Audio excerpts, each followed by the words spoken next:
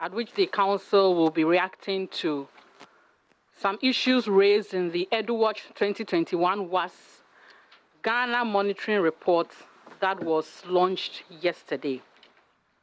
The council has reviewed the contents of the report and has observed that most of the issues raised in the report were matters that had engaged the attention of the council during the conduct of the examination and had consequently been addressed during the council's first and second updates on the exam. I think that you recall that in the course of the examination, we invited you here and then we gave you updates on what was going on. So most of the issues that he raised in the report have been addressed by the council already. We, however, wish to state as follows. One, structure of the WASP School 2021. Now, the WASP for School Candidates 2021 was conducted from 16th August 2021 to 8th October 2021. The council made 60 subjects available to the 446,321 candidates who had registered for the examination from 765 schools.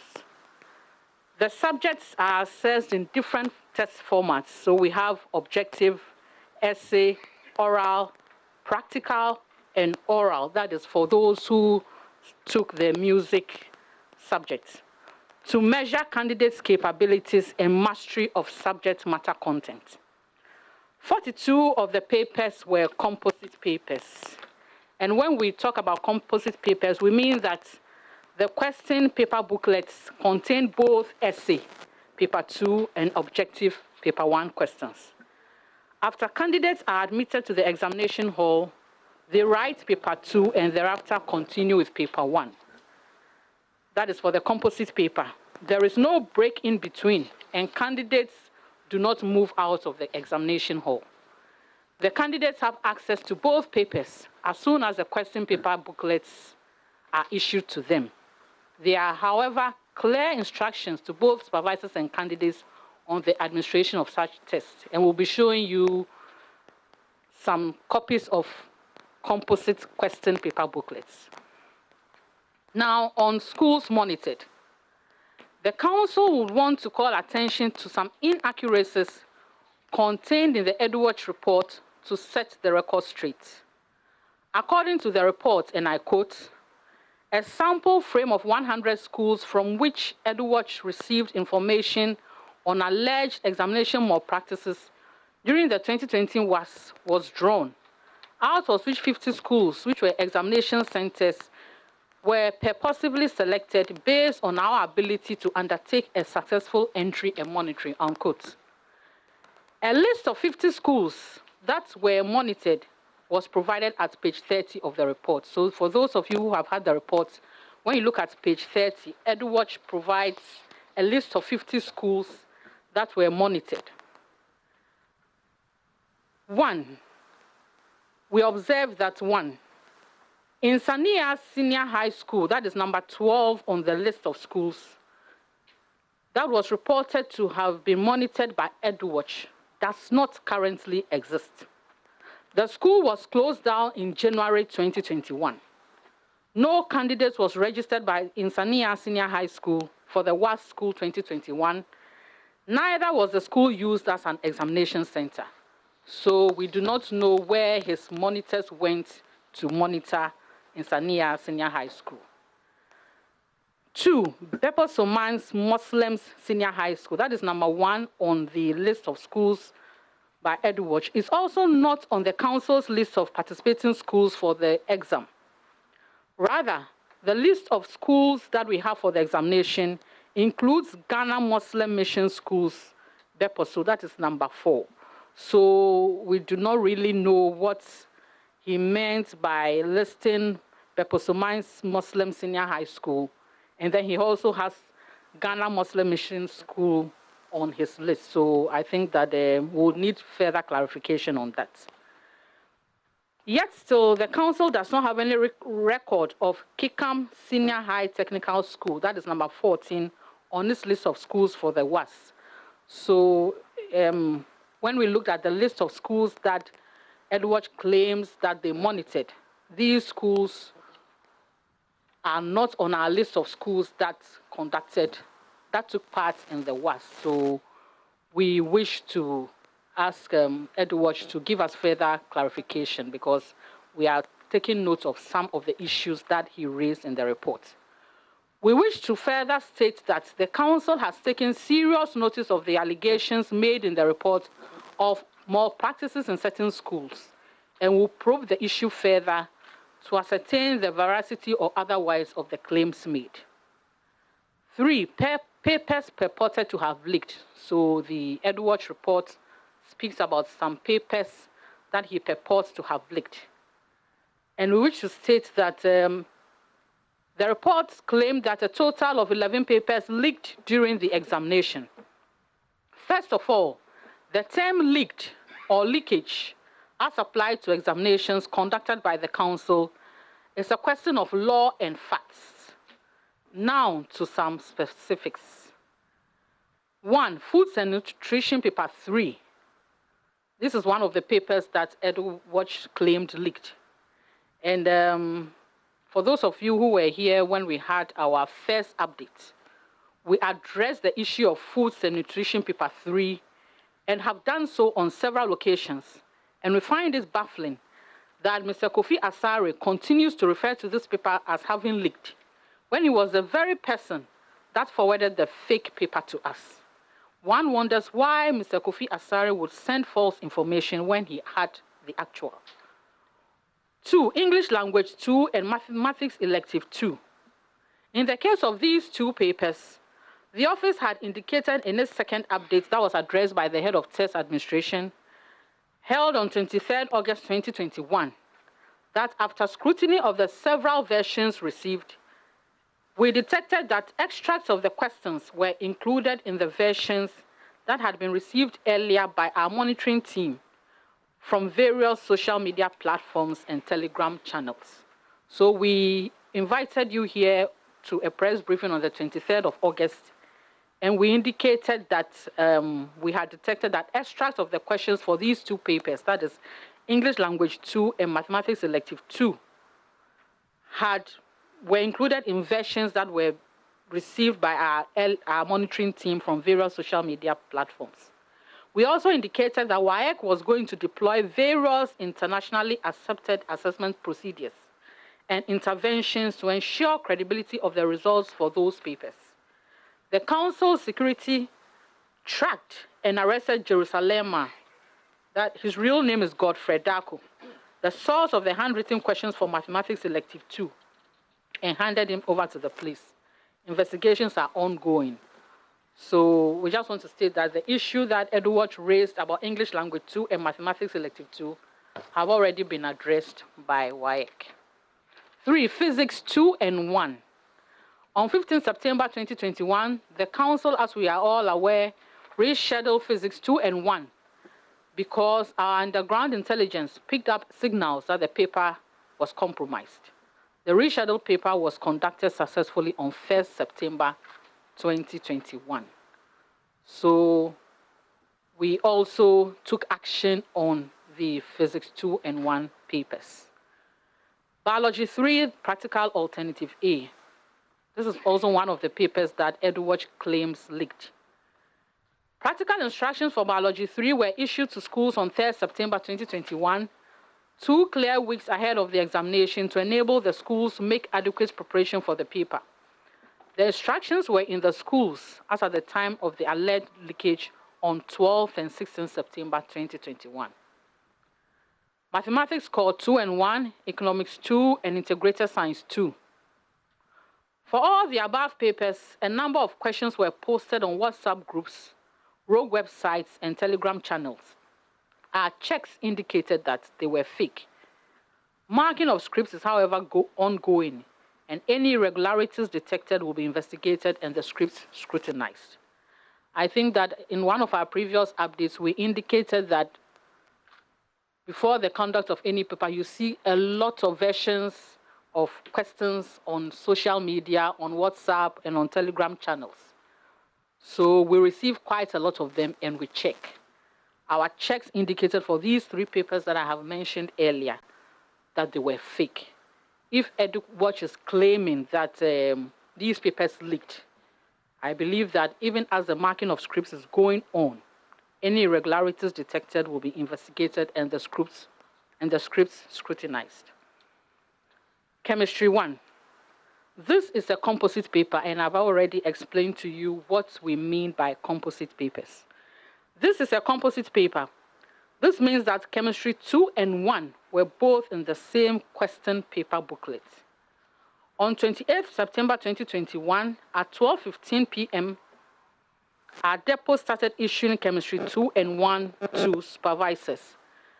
The paper, that is Chemistry 2 and 1, was commenced at 1 p.m. and 45 minutes to the start of any examination. Our depots are opened and the question papers are released to the supervisors. So Chemistry 2 started at 1 p.m. So at 12:15 p.m., we had opened the depots and issued the questions out to supervisors.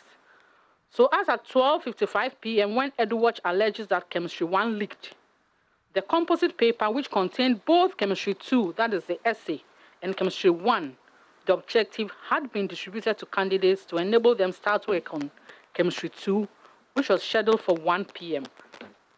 The time given in the report implies that candidates had already been admitted to the examination halls and had possession of the question paper. Any snapshot and circulation of the objective section, that is Chemistry 1, would have taken place at the center and thus constitutes an inside examination hall malpractice and not a leakage as is being alleged. Integrated Science 1. The explanation given above can be made for Integrated Science 1, which is also part of a composite paper. EduWatch claimed that this paper leaked at 8:59 a.m. Meanwhile, candidates started work on the paper 2 section of Integrated Science at 8:30 a.m. So at 8:30 a.m., they had both components of the paper, that is the essay and objective. Any circulation of the snapshot of the paper, Integrated Science, cannot be described as leakage, rather an examination malpractice. In the report, EduWatch speaks about external supervisors, and we want to explain to you the role of external supervisors. External supervisors are examination officials who are appointed to certain examination centers to take charge of the examination. They are not Waec staff, neither are they staff of the schools in question. During the examination, Waec staff, inspectors made up of Waec staff and GES staff, visit the centers to monitor the examination. So we get Waec staff from the various branch offices and even some from the head office here in Accra to move to the various regions on inspection. We also have our depot keepers who, after distributing the questions to the supervisors, go to the schools on inspection. And we also have GES staff who visit the centers to monitor the examination. The inspectors are unable to visit all centers during the examination because of the limited number of these inspectors due to the inadequate staff strength of the council. Various sections of the reports made reference to external supervisors, and it is not too clear which category of persons EduWatch was referring to during the launch of their report. 5. EduWatch speaks about regulatory agency for the assessment sector.